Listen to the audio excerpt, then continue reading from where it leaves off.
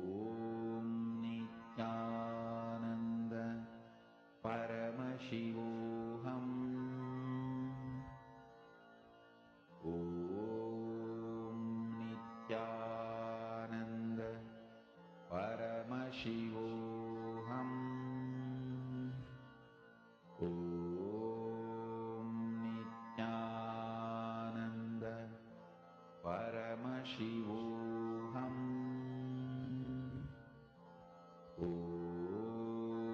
Nithyananda Paramashivoham. Om Nithyananda Paramashivoham. Om Nithyananda Paramashivoham. Om Nithyananda Paramashivoham. Om Nithyananda Paramashivoham.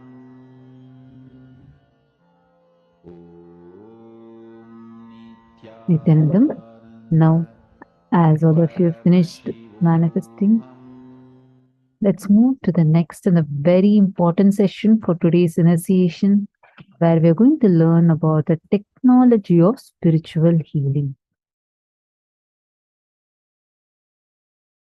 Understand? You have 7 major energy centers. About these 7 major energy centers, almost all religions talk.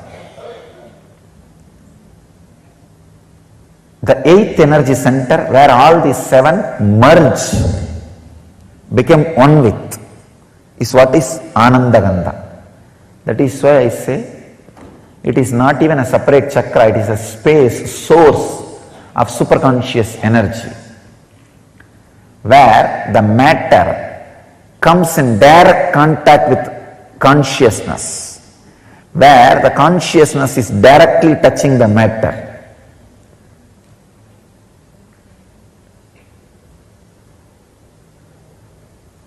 It is the experience where the consciousness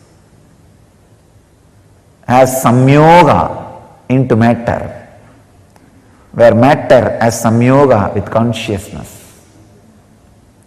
When you relax into that space, consciousness fills matter. So naturally, the superconscious healing happens. It is the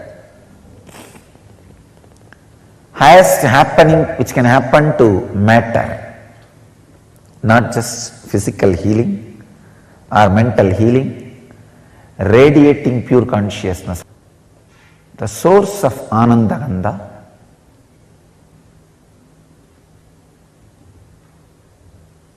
which is source of spiritual superconscious healing, is the ultimate science towards enlightenment. Not just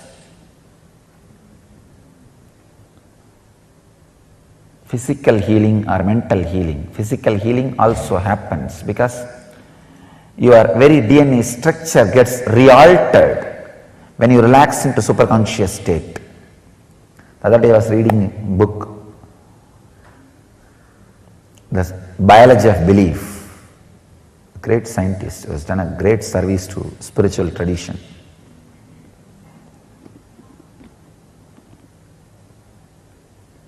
His researches really prove even the very DNA structure can be changed if your consciousness infiltrates the matter. Anandagandha chakra is the door where consciousness can infiltrate matter, where it can fill you.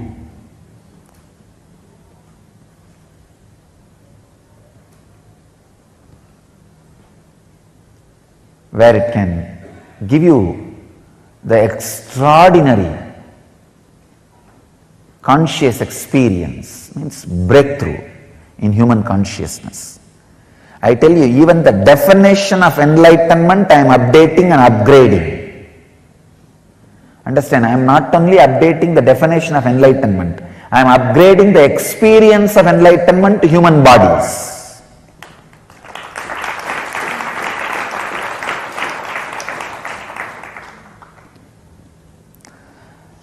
The possibility, the highest possibility which can be experienced in human body, even that highest possibility is being raised.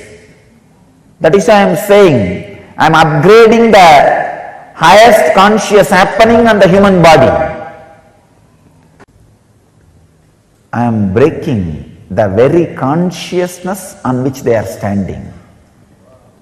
I am giving a breakthrough to the whole human consciousness.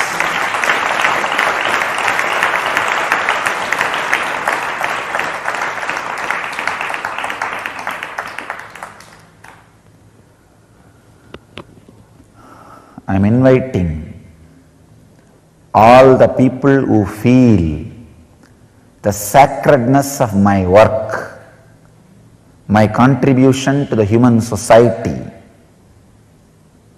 to drop small differences,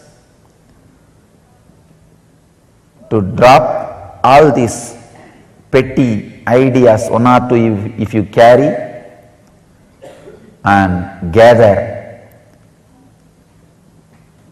together to spread this science to the world and protect it without being extincted, destroyed by these unconscious groups, establishments. I am giving open invitation. Whoever feels helped by what I am doing, sympathetic towards what I am doing, feeling friendly for what I am doing, feels this ought to be done to save planet Earth, I invite all of you to drop these petty, foolish, small ideas, self-centered sufferings. If you are self-centered constantly, you will create suffering for you. Drop all those foolish things. Let's stand together to preserve, protect and spread this great science of Anandagandha, the great process of giving breakthrough, great breakthrough, transformation to human consciousness. The very science itself cannot be described in one session. I will try to give you the glimpse.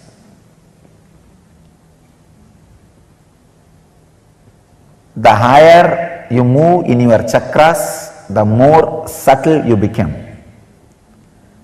The subtlest possible chakra is Anandagandha chakra, where you are no more ordinary human and just disappeared into the extraordinary superconsciousness.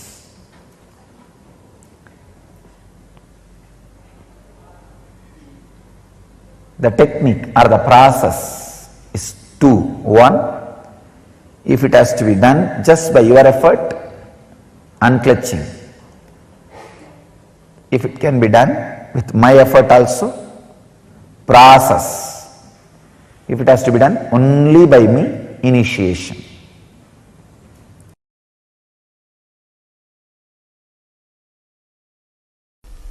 Please understand, we are always taught genes are responsible for our diseases. No, it's not true. Even your DNA is not responsible. The quality of your consciousness is responsible. The quality of consciousness can directly change DNA. Asan Church very beautifully proves even the persistent diseases handed over to you by the previous generations, like cancer, sugar, blood pressure, heart diseases, even they can be just altered, changed, transformed by the quality of your consciousness.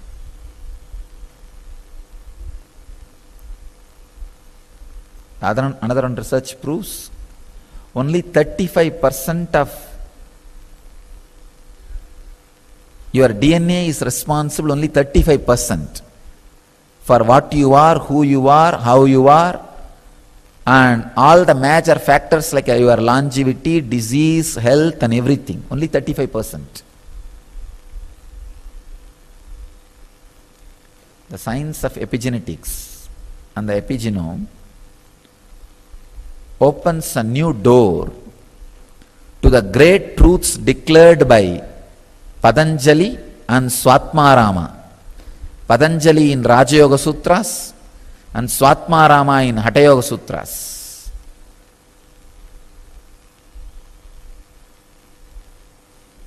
Shiva Sutras says very clearly, the man who is in perfect health just by his nisangalpa, means the intentionless consciousness, can transmit that to a human being or any being. That is what is exactly the science of healing.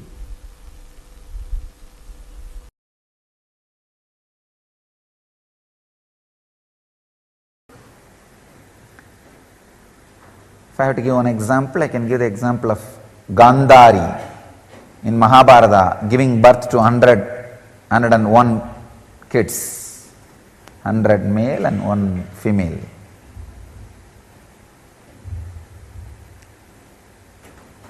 She got aborted. The rishi saw the flesh and really felt bad for the mother. Mother was unconsolable.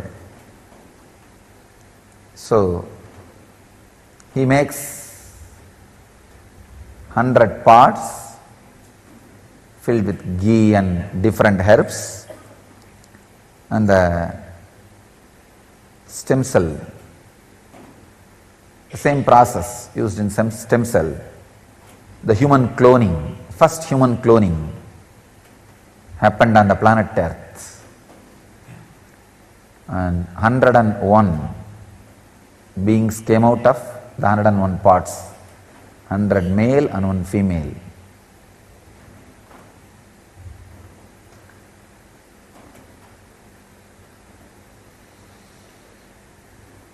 And there are hundreds of other proofs how the science of stem cells was used.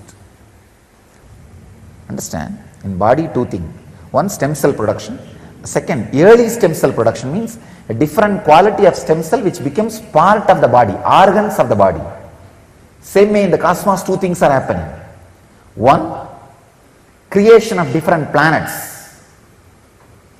Second, creation of a space where life can exist.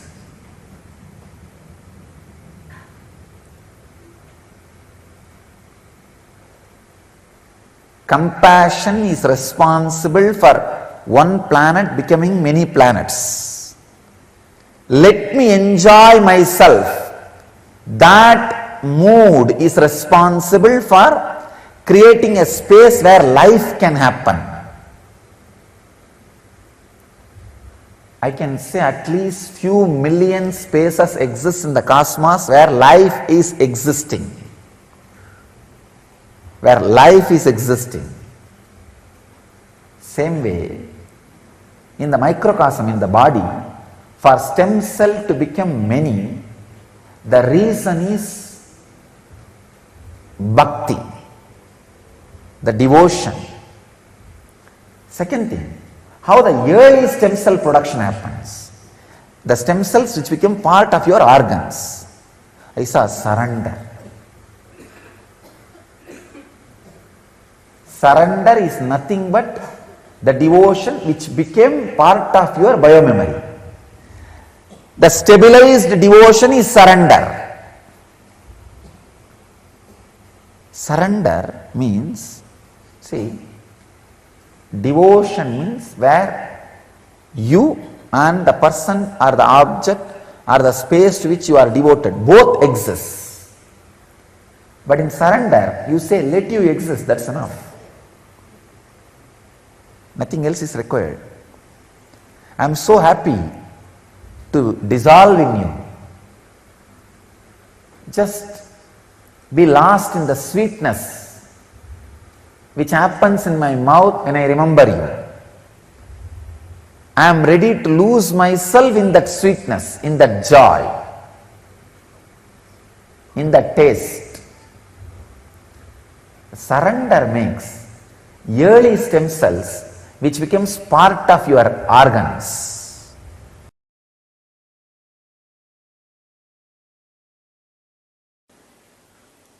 I wanted to share a few things about the extraordinary researches and discoveries done by the disciples of Maharishi Mahesh Yogi on Vedic literature, and how the Vedic literature corresponds to special aspects of human physiology.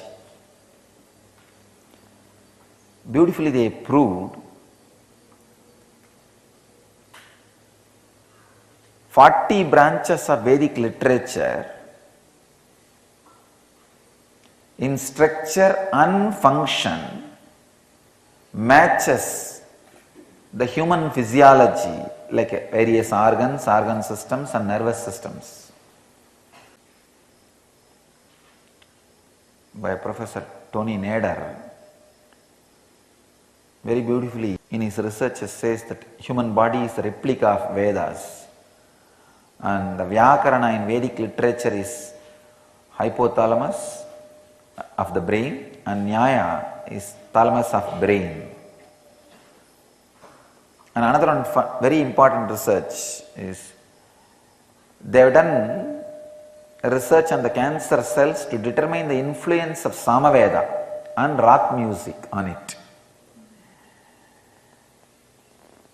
All the cancer cells influenced by Samaveda started decreasing in growth, and the rock music increased the growth of cancer cells. It's very surprising research. They proved it. And they have done some more studies on how the fever is healed by Vishnu Sahasranama, diuresis, the urination problems, Mutra Mochana, diabetes, Rudrashtaka, for anti-aging, Gayatri Mantra was used. Now I will try to give my insight on the Nada Brahma.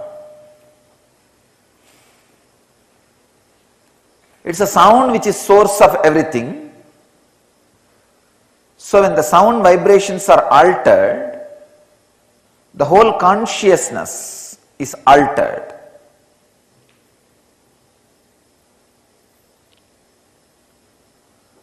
The reflection of consciousness in your body, mind and brain is altered. When the reflection of your consciousness on the body, mind and brain is altered, the physiology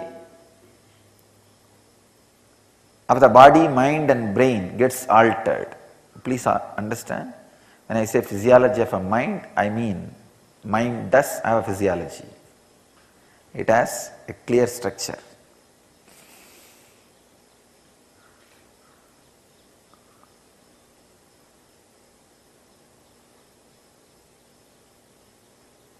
I have seen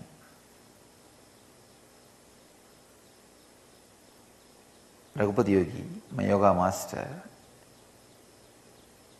playing with sounds. He will take a stone and create a sound, like as if that stone is hit by a hammer. That stone will become two pieces. It will become pieces. The same way iron rope. He will take iron rope and create a sound through the tongue, as if it is hit by a powerful tool, weapon, cutter. It will just break into pieces. And it will create a sound like throwing a stone. The bird from the tree will fall. And just he will close one nostril. Through the other nostril he will blow the air in such a way, he can even alter the smell of the air. He'll just inhale, blow the air in a very proportionate way. From the stomach, he will generate certain smell and release it through the air.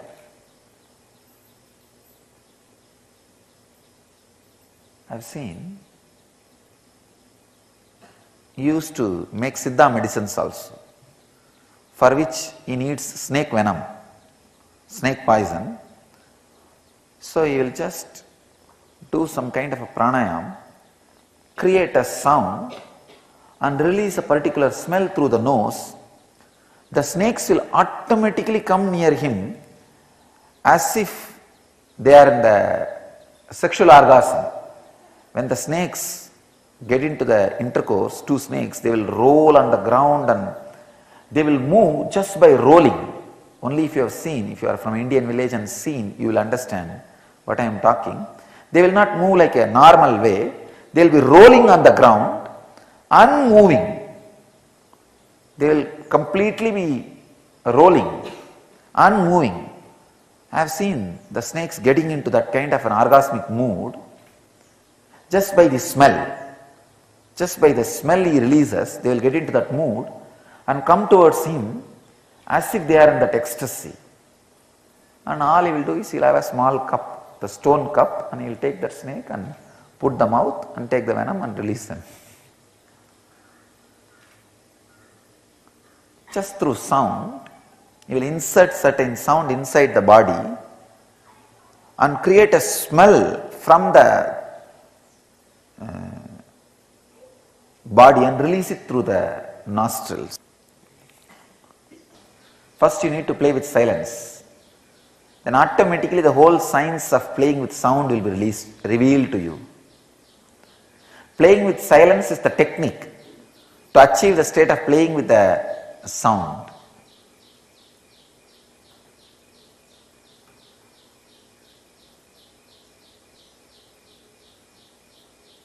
Playing with silence means getting into the deep silence through unclutching.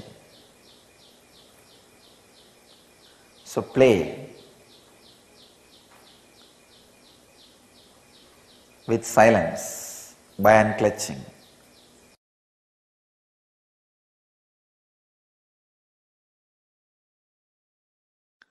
In quantum physics, there is a term entanglement. Means when one energy source entangles with another, they interfere with each other. This interference can be highly positive and transformative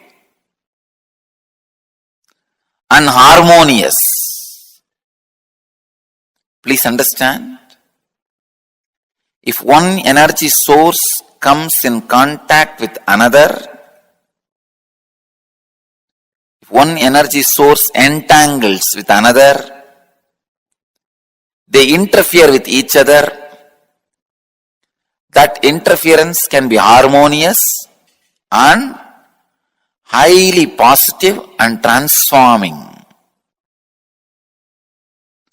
Another one physicist, Amit Goswami, he published an article in Physics Journal. In that he very clearly proves entanglement directly affects human beings. Please understand, entanglement affects human beings. There are thousands of examples for entanglement. If you have some 200 pendulum clocks put on one wall, the wall can be any length. It does not need to be within certain length. It can be like China wall, any length. If you have few hundred pendulum clocks, even if it is a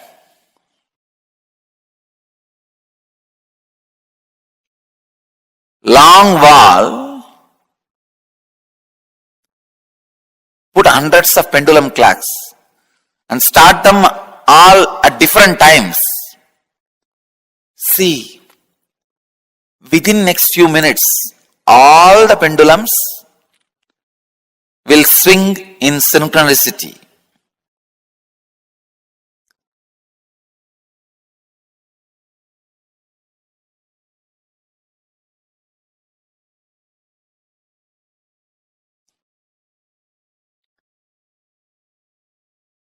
Exactly, this is what happens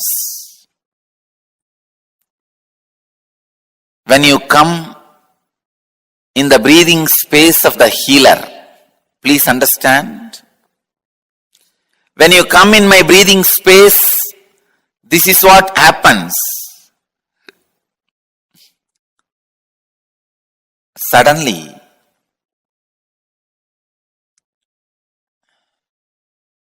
your mind gets entangled with my no mind. I wanted to tell you, entanglement is only in the thought level. If your mind entangles with my no mind, it is entanglement, thought level. Next, please understand, if your muscle memory gets entangled with my muscle memory, that is called entrainment.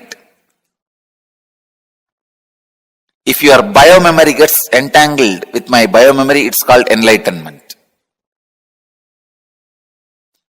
Entanglement can move to entrainment, then entrainment can become enlightenment. You need to know a few things. How this healing happens. See, healing happens in the entanglement level. Kundalini awakening happens in the entrainment level.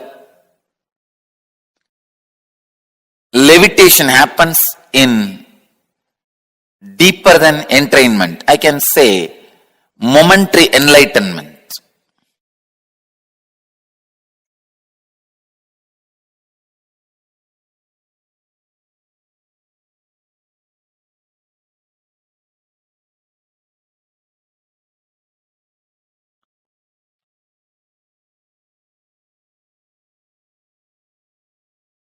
This is very important truth. This truth about the entanglement, because this opens many doors, many possibilities, many understandings.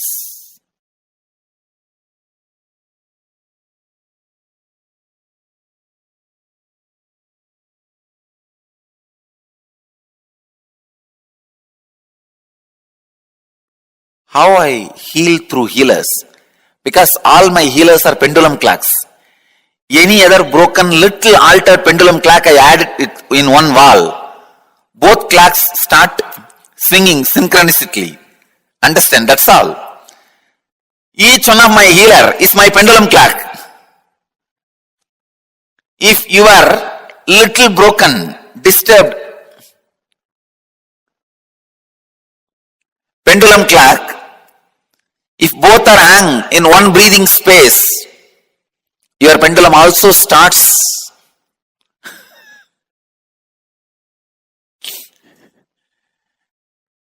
vibrating, moving.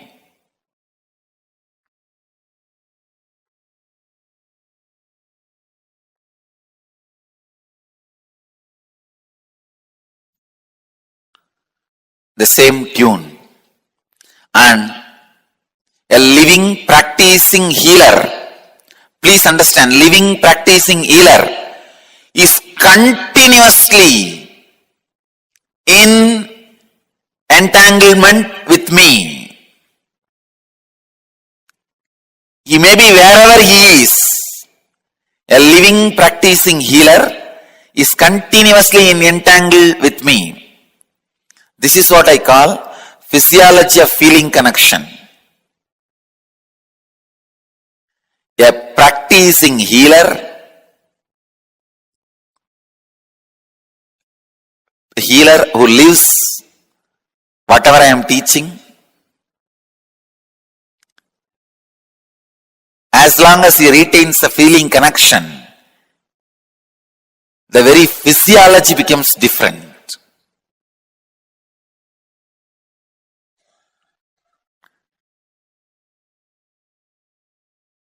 Entanglement means two-person falling in tune with same thought.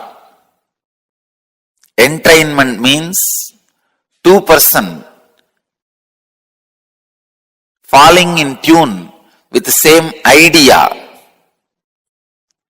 Enlightenment means two-person uniting beyond ideas.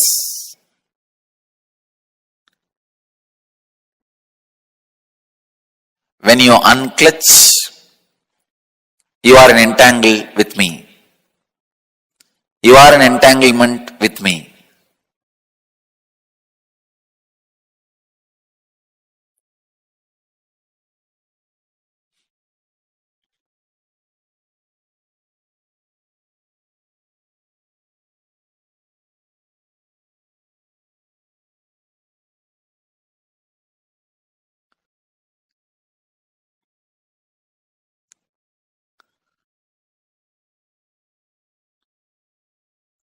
This again opens a huge door. Then is the thoughts of a healer going to affect us? I say yes. That is why I am telling you, go to a person only who is thoughtless and beyond mind. Do not receive healing from ordinary Reiki healers, this healers, that healers. No.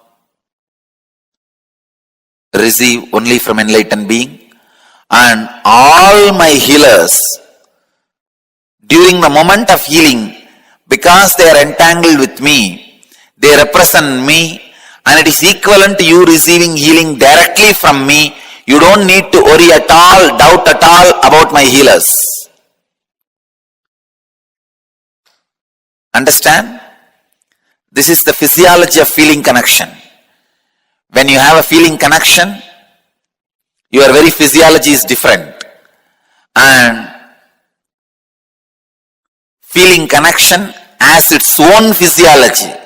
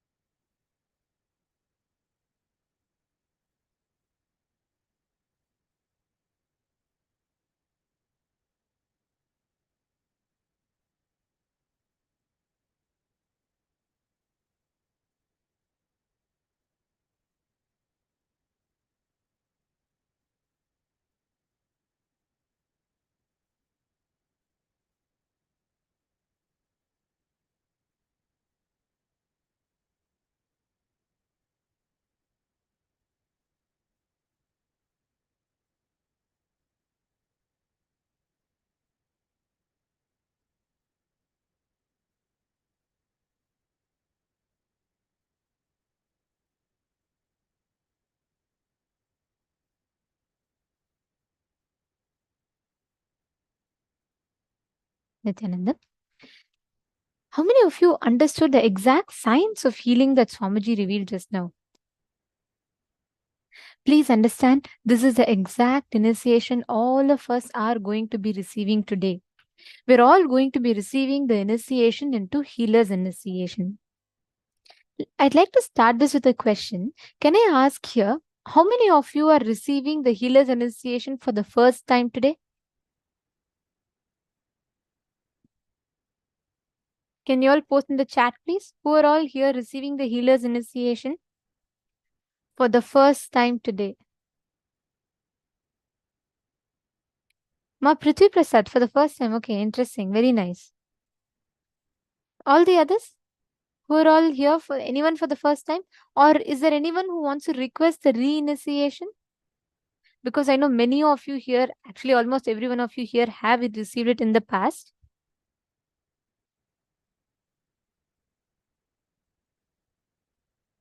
Okay. Now, let us understand the exact science of Healer's Initiation. How exactly it works. What are the do's and don'ts of a spiritual healer?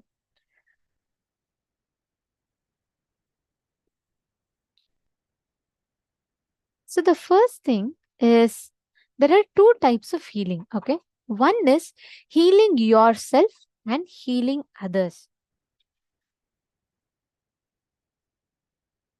In the first initiation, where you're only healing yourself, there are no restrictions, there's nothing. You'll be receiving the initiation, and this is basically where you enable or awaken your inherent ability to heal yourself from the diseases that is there in your body. This is of the first kind. Now, the second type, the healing others, is the main initiation, where Swamiji will be awakening your ability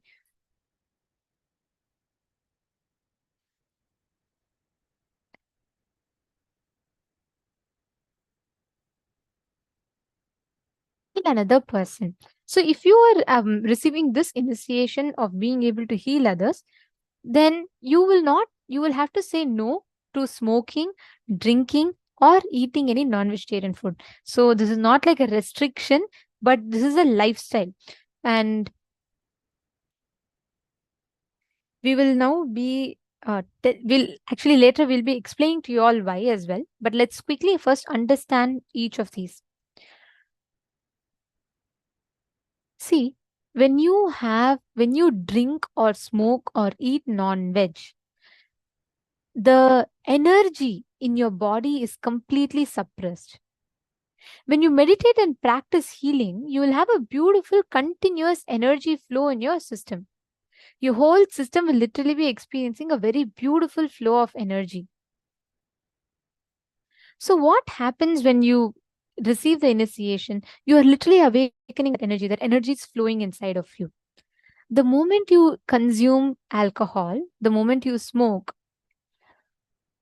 what happens is that energy is completely suppressed. It is like there is high energy of Kundalini, the healer's initiation. There's the suppressive energy of alcohol and drugs or smoking or non-veg, which these two energies starts opposing each other. The high energy of meditation, the low energy of alcohol will start opposing each other. And this indulging in these habits or lifestyle creates a very low energy in your body. And also, please understand, eating non-veg, it's like this. When you kill a hen, okay, it is not going to say, oh, thank you for killing me. Let you have all the nutrients. Be blissful. I will give you all the energy. I'll give you all the health. No. The hen that is dying is not going to bless you with all energy. It is not going to say, come on, thank you so much for eating me. Enjoy. You'll get all nutrients. No. It is going to suffer. It is going to be in pain. Understand? All the suffering, that stress that the chicken goes through. I'm not saying this in more mental pain. Physically, the suffering that the hen goes through, that entire hormones being released, everything gets stored in the muscle. Moral value is one, but even scientifically, you killing another animal and when you eat it, the suffering that that animal goes through, that entire suffering is stored in the muscles of that animal. When you eat that food, when you eat the non-veg, that suffering is transmitted into your system. How many of you are understanding this? How many of you are catching this? Please understand. Have any of you here experienced when you have consumed non-veg, you felt low? Many people actually experience. There was a study conducted in by one of the vegetarian pro-vegan organizations in the US, where they studied up to 40 to 70% of the youth and 70% of all adults face sudden signs of stress, anxiety, sleeplessness when they consume meat. That is when the study was carried out, they found out that the moment they eat meat, their average lifespan is reduced, and there's so much of unnecessary stress that's added into their body. Swamiji revealed the precise explanation for it. Have you all experienced whenever you get stressed? How many of you experience physical pain? Like sometimes you'll have the pain in your shoulders, you'll have headaches when you have like severely when you're stressed, and when you're afraid of something, you'll have butterflies in your stomach. How many of you have experienced all these? Put yes in the chat. Yes. Okay. Many of you have put yes. Listen very carefully. You all experience the physical impact of your psychological and emotional stress, right? Then imagine just normal stress itself, you have so much of physical and psychological and emotional reactions. The physical body reacts for all of these. Imagine when you're about to kill that animal, how it would be. That whole animal is literally storing that entire hormones in its body before leaving, and when we consume it, you will have the impact of that whole stress, that whole thing gets transmitted into your body.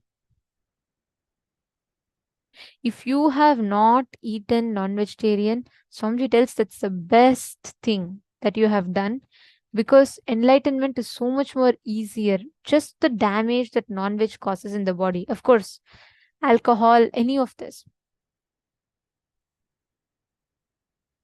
Understand? All of this non-veg enters into your system and transmits that suffering and pain in your body. That is why when you receive healer's initiation, you should not consume alcohol, meat, drugs, or any of these items. Next, the lifestyle of a healer. When you heal, this is a commitment you give by yourself to you. Do not suppress. Do not fight with yourself. You know that you should understand. See, you should not be in restriction. You should not feel like, oh God, okay, I can't eat, I can't drink alcohol, I can't do anything. No, it's not a restriction imposed upon you. Please understand. Understand the right context and take the decision to not eat. Swamiji tells all disciplines should happen with responsibility. Whatever commitment you give to yourself or to others, all the disciplines should happen with understanding and responsibility. It should be practice. Nothing should be told as a rule. Like you should not say, oh, I'm restricted to eat, so let me not eat this. No. Everything should be done with understanding and internalizing. That is why we are going to be taking you all through a certain guidelines along with the context of why. First thing, you should never refuse healing service or anything to anyone or anything who are in need of it. Before we go further, I see a question from Savita Kashyap, who has asked, but we have also seen many folks who live up to 100 but had alcohol and smoked their whole life. Does the DNA play an impact? Savita Kashyap. Nithyananda, so lovely to have you here, and would be also wonderful to know that which place you're watching us from, and really appreciate your participation. So the question you have asked, first and foremost thing, as Swamiji mentioned, 35% in our health and how long we live, in all of these, for almost 35%, the DNA plays role. But the remaining full, almost 65%, it's with you. You have the conscious ability. It means your conscious way of life, your conscious way of how you hold yourself. All of these impact in the way how you are going to exist, how long you're going to exist, how, and that means you also have like an upper hand, meaning you can decide which genome you want to activate, which genome you don't want to activate. This science has become quite popular recently. It's called as epigenetics. You could Google about it. And the epigenome is a genome where it decides, literally it's something like on the genes, which decides which genes you want to turn it on or turn it off, and decides which part of your DNA gets activated. All right. But before this, you're asking a very important question.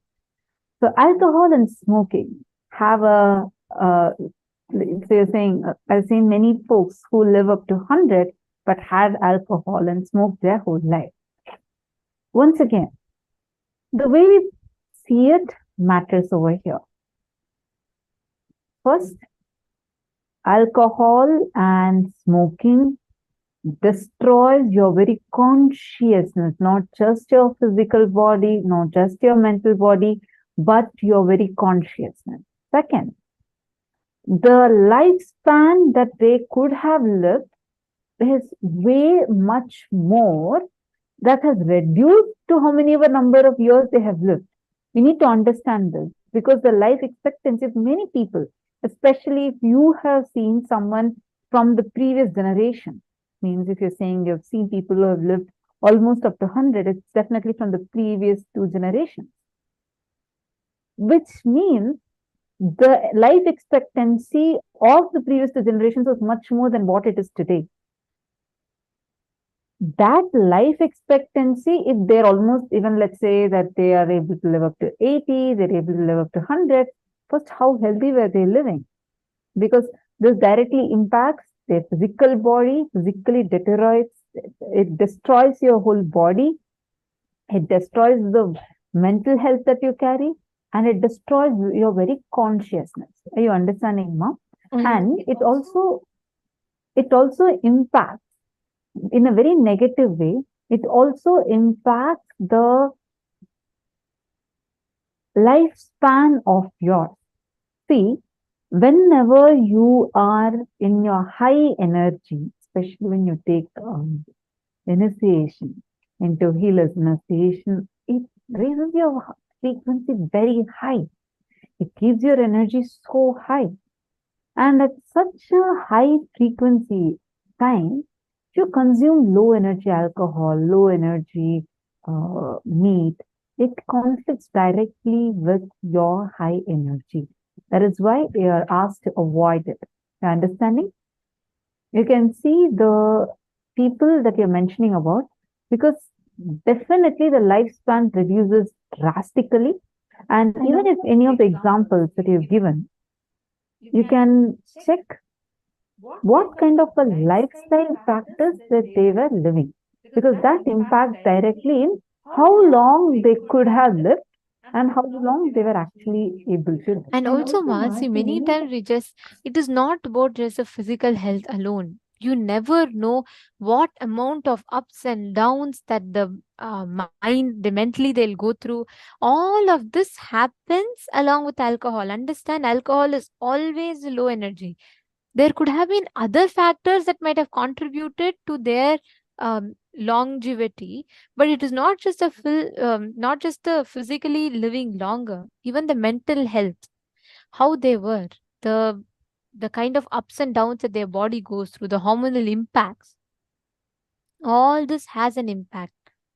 You're understanding, Ma? Most of the times we just see it's about the physical health. Physically also, it's scientifically established. Imagine the smoking box itself says smoking kills you and it sells. That is the way it addicts. Even despite you seeing right in front of your eyes how smoking kills, you're still going to, something in you pushes to go pick up that cigarette and smoke, because that is the way it addicts you. So, anyways, let's come back to the topic of initiating, a healer's initiation. So, first thing, you should never refuse healing service to anyone or anything in need of it, whether it is plant, animals, or inanimate objects or animate objects, both. For example, if your laptop is not working, you should heal. If you have even someone you think is your enemy is coming and asking you healing, please heal. Any personal conflict or difference in ideology with the person should not come in the way of providing healing service to that person. If someone is of a different belief from you, or let's say your colleague is not in agreement with something that you are saying in another project, but he is in need of healing, you should never deny healing to such a person. Healing should never be denied. Clear? Consciousness is energy. There is nothing like inanimate or animate. Even laptops, even Atmalinga, so many people here have stories of how they have healed. I have healed a plant, like a plant was completely dying, a tulsi plant. And it was like almost dead. Its branches were all broken. Then just by giving healing to it, when Swamiji gives initiation, I used to come and keep the plant in front of Swamiji's the TV screen. Automatically, the plant completely grew back and it was healed. It's a very beautiful experience, actually. So you should never deny healing to anyone. Unless it is danger for your life, you should never deny healing. Understanding? The Nithyananda spiritual healing service prayer should always be offered as a free service. Never charge any fee or accept any kind of favors. Even let's say your friend says, hey, thank you so much for healing. Because you healed, I want to give you some money. You should say, no, please do not offer to me. You please put it into Swamiji's feet. And you have to redirect them to offer it to Swamiji's feet. Because when they offer, it is literally they're offering their karmas. So you have to make sure they're offering it to Swamiji's feet. If even let's say you should not ask them any favors, you should not say, hey, you know what, I healed you, right? Can you please drop me at the airport because I healed you and you were benefited from it? That is wrong. For just because you healed a person, you should not ask them any kind of favors at all. Clear? If any one of them are wanting to offer, direct them to Swamiji. Let them keep the offering at Swamiji's feet, right? And we suggest and encourage all the participants to regularly offer the healing services in one of our Kailasas around the world. And understand, healer's initiation is an opportunity that you will have to give that ultimate experience of healing. The gift that you have received, to share that with others. Now, someone has been responsible for bringing you to Swamiji, and therefore something has been added to your life, is it not? You are doing the same. There are many people who worship the ones who introduced them to Swamiji. Just like how people took up the responsibility of introducing you to Swamiji, you should take up the responsibility for this to reach out to more people.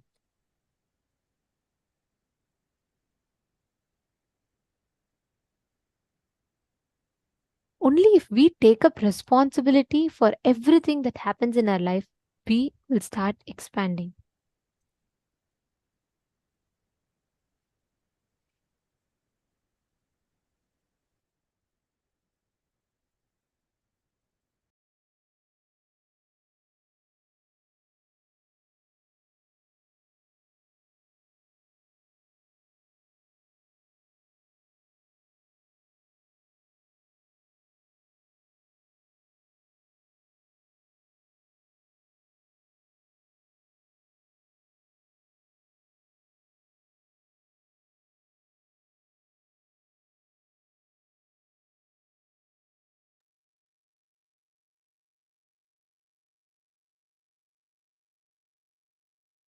Understand, responsibility is a consciousness. Only those who feel responsibility as a consciousness can become spiritual healers. Be very clear. You can stand up only if you feel responsible for people's spiritual upliftment. When you stand up with responsibility, you expand and the divine energy flows through you. When you feel compassion towards others suffering, the whole thing takes a shape of responsibility and expresses itself as energy. That's all. Swami Vivekananda's motto for his mission was Atmano Mokshartam Jagat Hitayata. He describes the goal of his mission as for spiritual liberation as well as bring good to humanity.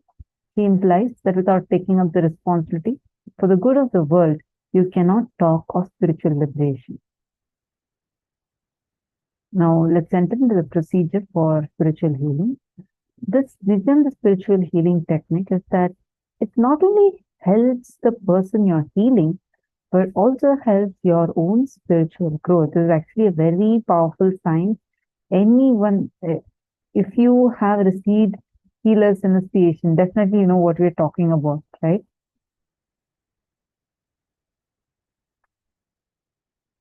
It's such a powerful science where not only that you would be able to give healing to another person, but while giving healing to the other person, even you yourself would experience that immense healing.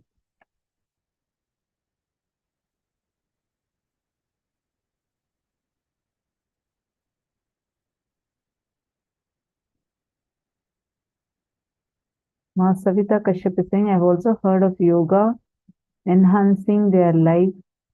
Oh, sorry, I have also heard of yogis enhancing their lifespan to 200 or 400 years by pranayama. Yes, understand. Okay, Ma Savita Kashyap. Actually, earlier we had played a very important session. It was called as Kayakalpa. As Swamiji is explaining this very exact science.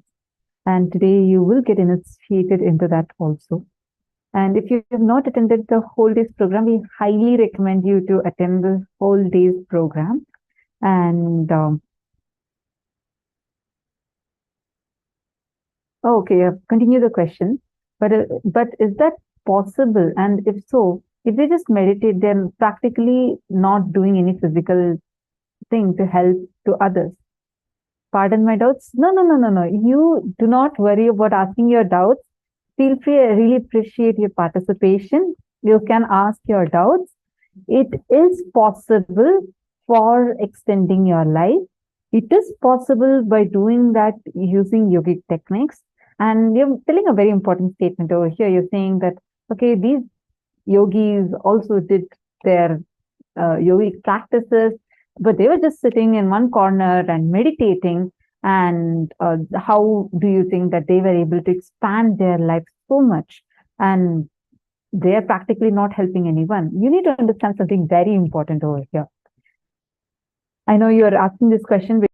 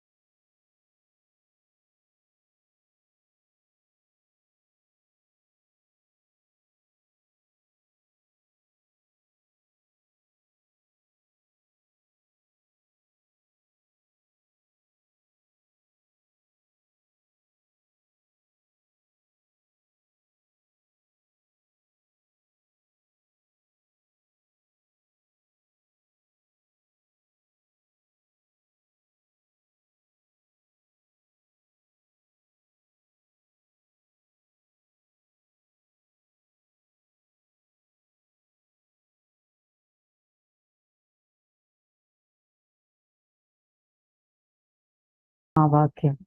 Om Nithyananda Paramashivoham. And you could even play it, but you should be chanting also. Once you're relaxed into yourself, feel only the boundless energy that's flowing through you. Continue as long as you feel the person is drawing the energy. You'll actually sense this effortlessly. Simply your hands will automatically drop. Once the person has had enough, your hand will just on its own, you'll just feel like stopping. It will be an automatic signal because this is the cosmic energy that's flowing through you. And make sure your body language is showing the care and concern to the person. Be aware, be sensitive to the needs of those who are around you, and play Mahavakya during the prayer service.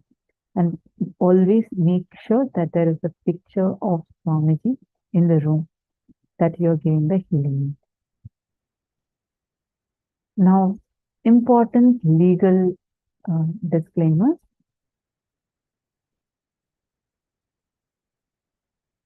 Do not make any guarantees, warranties, or representations regarding the outcome of Nithyananda's spiritual healing process. And specifically, do not claim that the process in any way diagnoses, treats, heals, or cures, or prevents any disease, illness, injury, or physical or mental condition. Do not use the word patient to the person who is receiving healing. To whoever you are giving the Nithyananda spiritual healing services, do not call them as patient. You should not use the word patient for them. And if you are a licensed physician or other licensed healthcare practitioner, advise everyone to whom you are providing the Nithyananda spiritual healing services that such services do not constitute diagnosis, care, or treatment, or the practice of the medicine or any other health care. The Nithyananda spiritual healing does not involve the diagnosis or treatment of any medical or psychological condition and does not involve the use of any physical intervention or manipulation of the human body. Any benefit that an individual experiences comes from within himself or herself based on his or her body's ability to heal on its own. Understand and acknowledge that your participation in the Nithyananda spiritual healing program is on a voluntary basis. Do not charge or accept any fees or favors for Nithyananda spiritual healing services that you may provide to others. Do not provide Nithyananda spiritual healing services if you are suffering from any physical, mental, or psychological disorders or taking any medicines for any physical, mental, or psychological disorders. If you become aware that an individual who has requested your Nithyananda spiritual healing services appears to suffer from a mental disorder, do not provide Nithyananda spiritual healing service and recommend that he or she seek attention from an appropriate licensed healthcare practitioner or mental health care provider.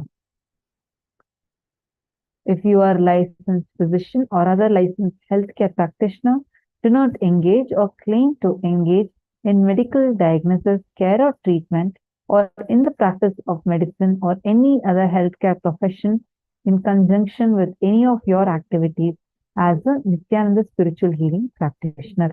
Meaning you can be a doctor, you can still continue your profession, but not with the claim that because you are a Nithyananda spiritual healing practitioner, you become a doctor. No, you cannot claim that based on the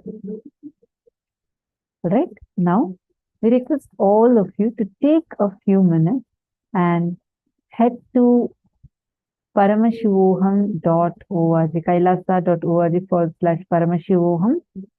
You will be able to get the Healers Initiation forms over there.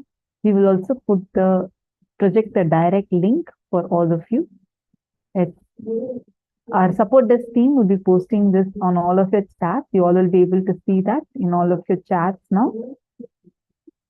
Please take a moment and you can go ahead and fill it.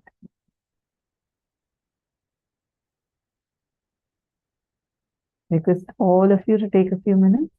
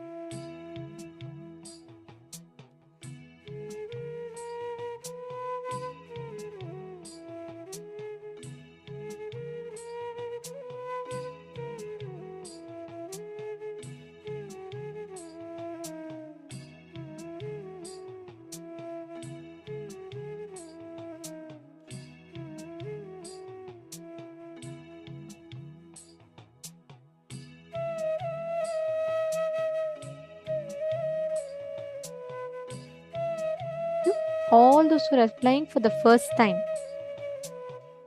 or if you've already applied and you want to request a reinitiation, please go ahead and fill this.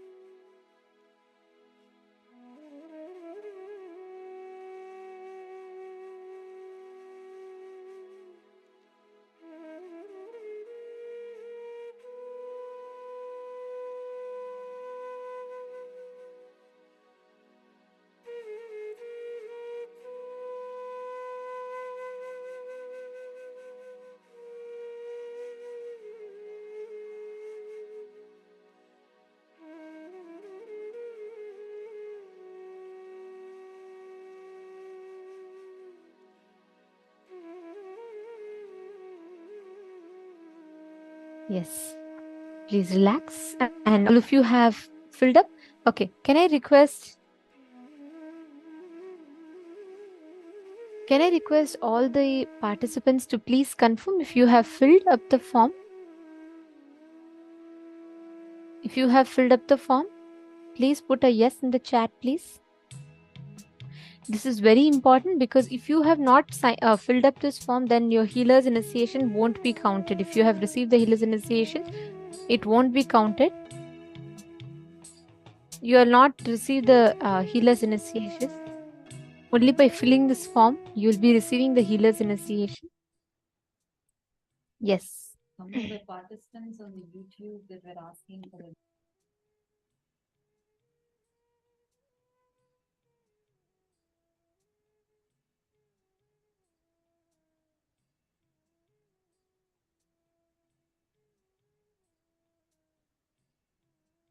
All the Zooms, YouTube, Facebook, I hope all of you have filled up. I've given enough time for all of you to fill up the form. Now we are going to be entering into preparing ourselves for the most awaited part of our day, which is if any of you have your friends, your family members, any of them that wants to receive the healing, the darshan today, please have them join us, have them come over, let them all join, and let all of them receive the initiation, let them all receive the healer's initiation. Now, I'd like to start this now, as you all are getting ready for the darshan, I'd like to first give you all a few minutes to please come and settle down. Can I request every one of you to settle down? Call at least 5 of your friends and invite them for joining the darshan. Just 5 of them. Invite them, let them come and join the darshan. I request every one of you to do this because today, any pain, physical pain, mental pain, any pain or suffering that we have had, Swamiji will completely heal us just through this initiation. Please let us give a few minutes. Let's ask all of them to join. Take a few minutes. You can all call them. Manifest the power of body scanning with them and let them all join.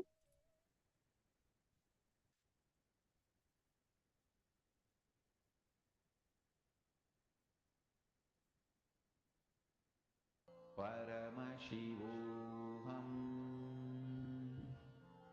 Om Nithyananda. Paramashivoham. Om Nithyananda. Paramashivoham. Om Nithyananda. Paramashivoham. Om Nithyananda. Paramashivoham. Om Nithyananda. Paramashivoham. Om Nithyananda. Paramashivoham. Om